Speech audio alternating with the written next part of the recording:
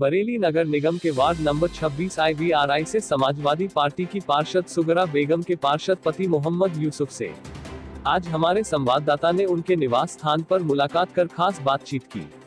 बातचीत के दौरान सपा पार्षद सुगरा बेगम के पति मोहम्मद यूसुफ ने अपनी पार्षद पत्नी के कार्यकाल में कराए गए कार्यों की जानकारी देने के साथ ही क्षेत्र में अगले कार्यकाल के लिए विकास की योजनाओं की जानकारी देते हुए सपा पार्षद सुगरा बेगम के पार्षद पति मोहम्मद यूसुफ ने बताया।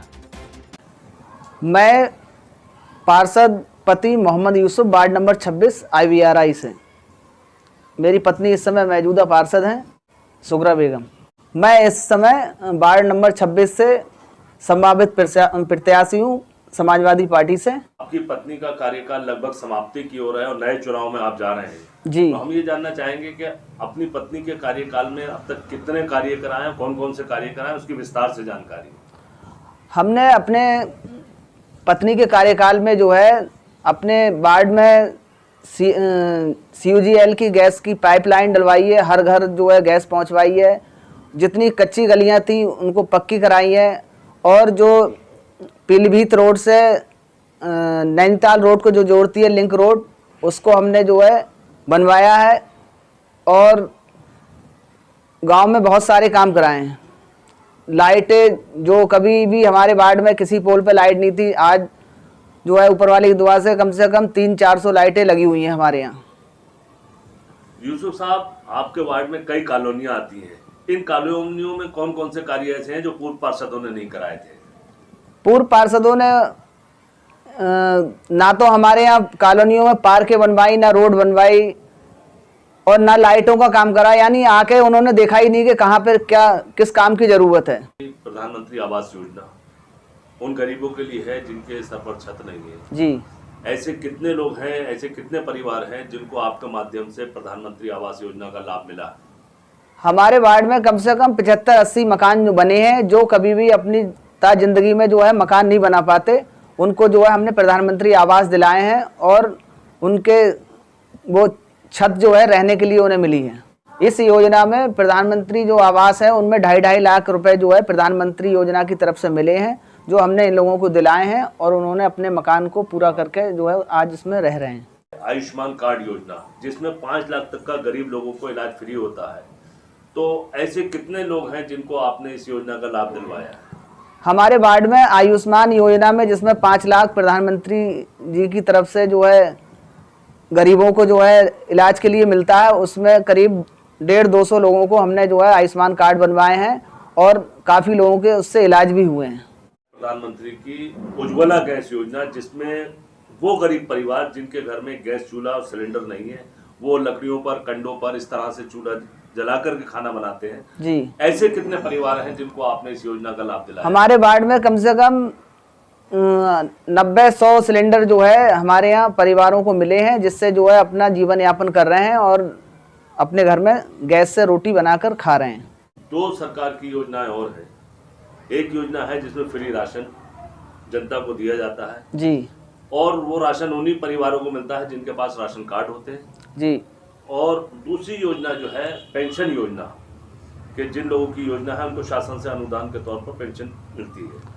राशन कार्ड जो है हमने कम से कम 80-90 राशन कार्ड बनवाए हैं अपने वार्ड में। जो गरीबों के पास कभी राशन कार्ड नहीं हुआ करते थे, उनके राशन कार्ड बनवा के आज उनको राशन मिल रहा है। और दूसरी बात, जो विधवा पेंशन थी, जो बूढ़ी औरतें जिन्हें कभी पेंशन नहीं मिलती थी, आज मुख्यमंत्री की तरफ से जो है और सरकार की तरफ से उन्हें पेंशन मिल रही है। करीब 40-50 लोग जो है मौजूदा हैं इस टाइम जिनकी पेंशनें आ रही हैं। और दूसरी बात, जो पारिवारिक लाभ योजना जिसमें आदमी की मृत्यु हो जाने के बाद औरत को जो है 30,000 रुपये मुख्यमंत्री की तरफ से मिलते हैं पारिवारिक लाभ योजना में, वो हमने कम से कम 8-10 लोगों को दिलवाए हैं। इस बार अगर जनता आपको दोबारा पार्षद चुनती है तो वो कौन से ऐसे काम हैं जो यहाँ के लिए जरूरी है, जिनको आपने कराने की योजना बना रखी है? मैंने अगले कार्यकाल में ये योजना बनाई है कि हमारे वार्ड में जो है कुर्मांचल नगर है और नॉर्थ सिटी एक्सटेंशन है, इसमें सबसे ज़्यादा जल निकासी की समस्या है और उसमें हमें सीवर लाइन प्रमुख नंबर 1 पे सीवर लाइन डलवाना है, दूसरी जल निकासी के लिए नाली और नाले का निर्माण कराना है। आपके क्षेत्र में हमने भ्रमण किया तो जानकारी ये मिली कि लगभग अभी 20% लोग ऐसे हैं जिनके राशन कार्ड अभी बनना बाकी है जी। आपके वार्ड में, और 10% लोग ऐसे हैं जिनके यूनिट पहले 2 थे, आज उस परिवार में 5 यूनिट हैं जी।